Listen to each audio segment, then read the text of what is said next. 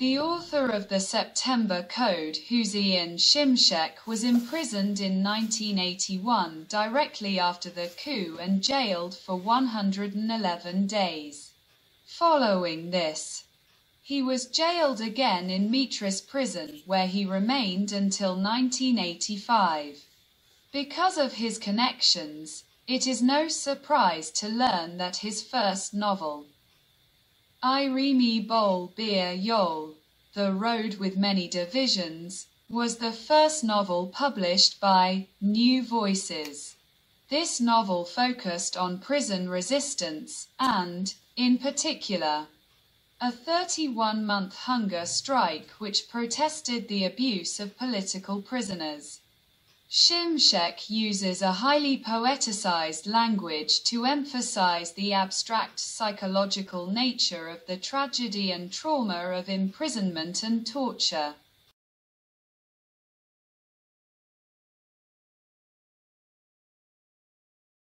The September Code, Eylül Şifresi, is Şimşek's second novel, and it follows on from sequel to first novel, The Road with Many Divisions, because it focuses on the life of revolutionaries outside the prisons after the coup. Like other September 12th novels, there is a focus on depicting the ways in which the coup has changed society.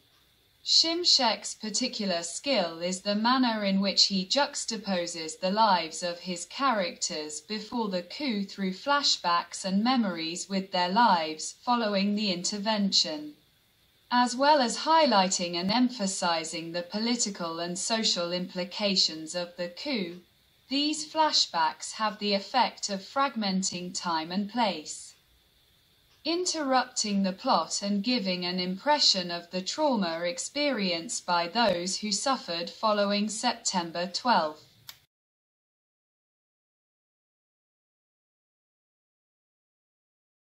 The September Code is distinct from other September 12 novels because of its distinctive use of historical reference.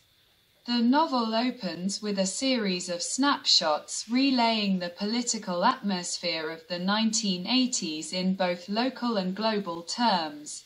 On the other hand, the psycho-political son of the Pasha says, intervention was obligatory, meaning the Indian cock crows late and mistakenly. The lawyer from Yozgat shows evidence of the torture he suffered in the police station. The public prosecutor from Fethiye has caught husband and wife tourists stripped naked in the sea, continuing his fight against the indecents, while the tourist woman, who is a physiotherapist, is thrown into prison without any attention given to her nervous breakdown. Her husband is still struggling not to lose his tongue. Amnesty is still on the agenda. According to one source, the bestseller of the September period's fifth year third week is an essay, No More Hiroshimas. In such a period, the cunning politician gives advice. Politics is the enemy of justice. This passage indicates the power of perspective. On the one hand, the state are trying to legitimize the coup and distance the public from politics, but on the other the police are arresting indecents, thus subjecting the individual to political machinations. The narrator, therefore, asserts that politics in civil life is the enemy of justice. This becomes the major theme of the novel as Selim, a revolutionary leftist, falls in love with Meryl, an apolitical and apathetic character who offers happiness to Selim, but also an abandonment of his former political convictions.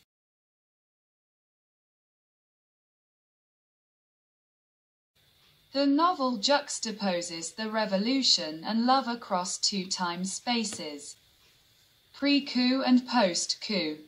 The novel thus reveals the changes in the politico-social world of Turkey brought about by the coup through minute focus on the lives of two young lovers. Meryl and her parents represent the ordinary person.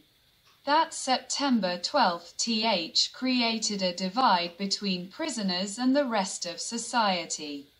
Through inner monologues, Saniye Hanım, Meryl's mother, reveals she is disappointed to see Hale, a friend of Meryl, highly influenced by politics.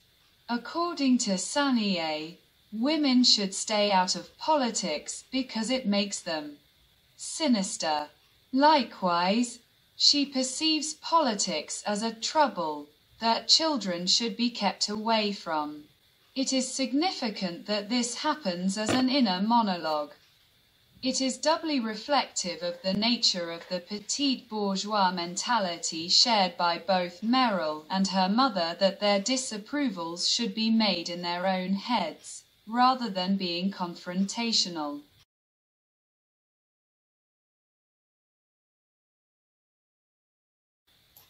This mentality is a source of trouble for Selim. Whilst he is in love with Meryl, he is disturbed by her lack of political drive.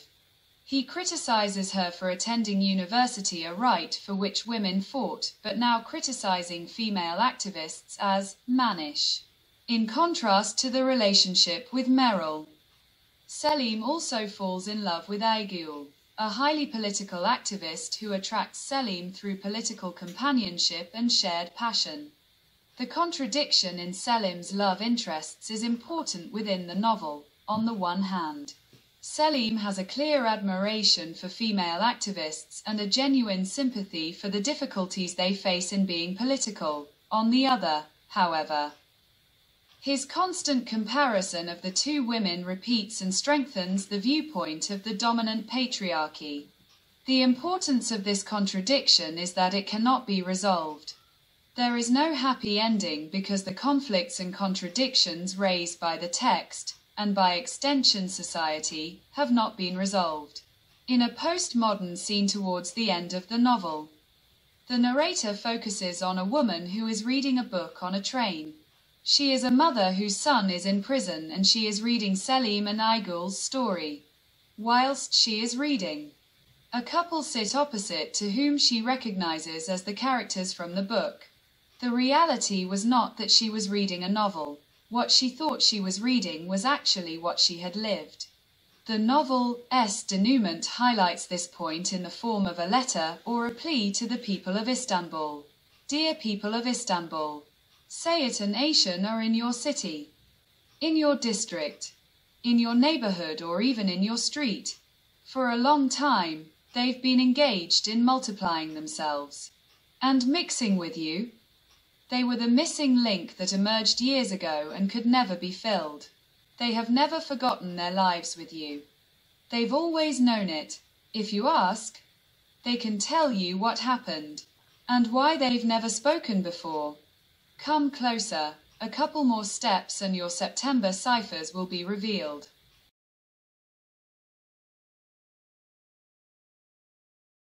This metatextual scene indicates the universality of the novel's message. The characters within the novel can be found everywhere, whilst contradictions and problems remain. The most important act of resistance for a revolutionary is to help decipher the September Code, which is keeping people silent.